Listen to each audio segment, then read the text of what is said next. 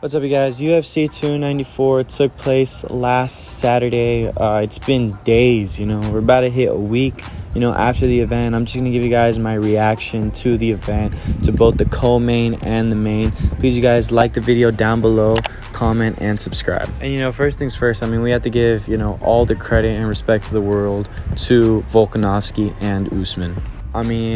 Already have legendary careers, and you have to add even more to that as, they take these type of fights, these huge fights with huge risks, title implications, and some others, pound for pound implications, just on a week and a half's notice. It just shows you how great both men really are.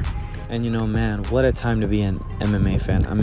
Let's go first to that co-main event between Kamaru Usman and Khamzat Chimaev. What a fight. At the end of that, I was thinking, man, that needed 5 rounds. Going into the fight, I never felt that Usman really had a chance in a 3-round fight. And, it just confirmed all my suspicions, these type of welterweights like Usman, Colby, Diaz, those guys thrive off 5-round fights because they have so much cardio and good cardio that they're able to implement that and use that against their opponents. If you're just giving them 15 minutes to work, there's not much they could really do with that. You'd have to really count on the opponent having a terrible gas tank, to the point where they can't even get past a 15-minute fight. Other than that, you put this in 25-minute, add championship rounds into it, and it's a whole different fight. And I felt like this fight definitely confirmed that for us. We saw Khamzat, explode in that first round. Dominated Kamaru Usman. You could easily give that a 10-8 round. I never thought I would ever see, Usman get dominated like that. He took his bag, just like how I thought he was. I honestly thought that in that first round he would take his bag, flatten him out. I didn't think he would choke him out. I thought it would be like a TKO stoppage where, he just couldn't defend himself. We almost got that. He got on his back, body triangle, and stayed there. And the resilience of Usman to, chuck him forward. Trying everything he could to, get Khamzat off him. But man, in that position, he's just so strong, like a middleweight, Aljamain. And I feel like we all knew, going into this fight, in terms of the grappling, it's very two different styles of, grappling. You have Khamzat, who is, such a good freestyle wrestler, Swedish accolades, but can also back that up with, good jiu-jitsu. With Kamaru, on the other hand, he does a lot of his grappling up against the cage, cage work, taking the guy down, letting him get back up, taking him down again, just really tiring out guys. You're never going to see Usman really just shoot out, from the open. And then when we go to the striking, even Usman, good jabs, landed some straights, but all the straights he landed, it kind of looked like he didn't put too much pop into it because he was a little bit intimidated by that takedown threat. But then you see in that third round that once he realized, man, when Khamzat shoots, I could just really step away, because when he shoots, he kind of just dives in for it. Step away, let him get tired on his own by doing that, and then start piecing him up. We saw that towards that third round. Man, dude, I would have killed to see a 4th, 5th, championship round, to see how Khamzat's gas tank would have, held up in those championship rounds, We know how hard Usman's jab is. So, imagine that jab, popping at him 4th round. What could have happened in the 5th? But, coulda, shoulda, woulda, didn't. Khamzat, at the end of the day, he won that fight, got it done over Kamaru Usman. The #1 welterweight in the world. And, what's next for him? I'm going to make a video later on this week talking about, what's next in the middleweight division. How it's drastically changed, since the last couple years being one of the most boringest divisions to now having so much light and being rejuvenated with this new champion, Sean Strickland.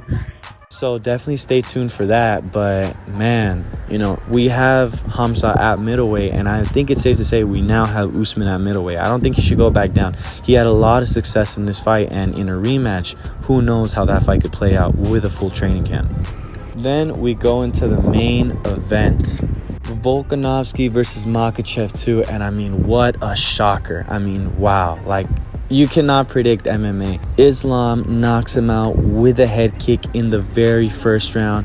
Set it up beautifully.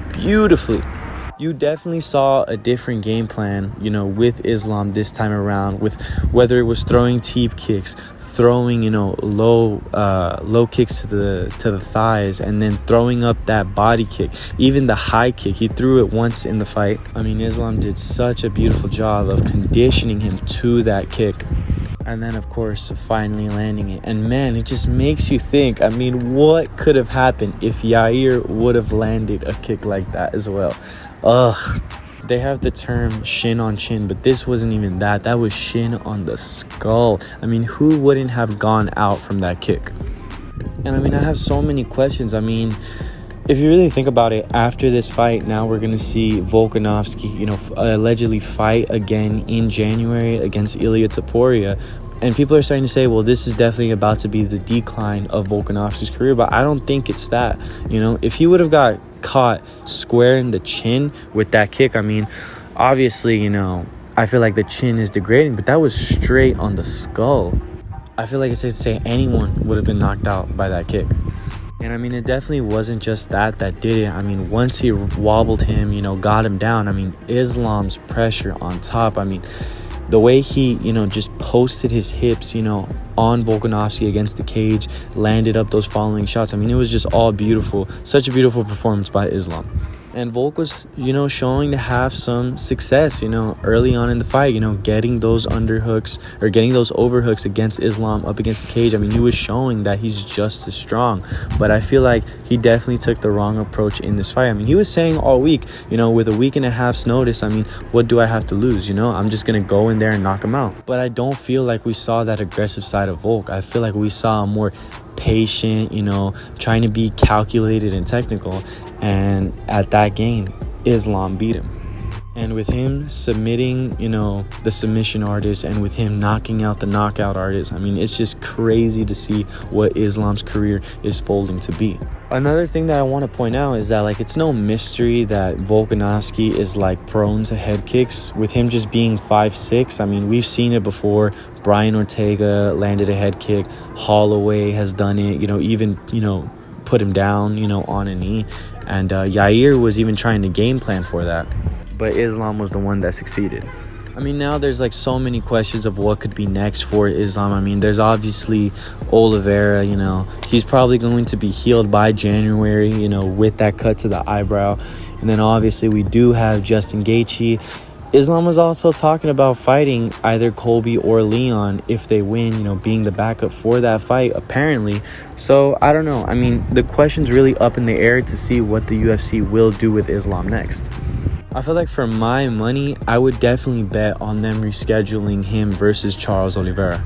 Just because both guys are, the biggest names in the division. I mean, it makes sense to do it just to reschedule it. Then again, too, I mean, that fight is still fresh. We could want to see a new matchup with Justin Gaethje. I mean, Dana said that he was next in line. So, I mean, who really knows? Overall, though, I'm just happy that we were able to see these fights. I mean, such a round of applause, not only just to Volk and Usman, but, to Hamza and Islam, showing us why they're in the position they are, showing us why the UFC is what it is, So, overall, good night of fights, We do have Jailton Almeida versus Derek Lewis that will be taking place next Saturday in Sao Paulo. So, I will be making a video breaking down that card, and my predictions. Please, you guys, like the video, comment down below, and subscribe.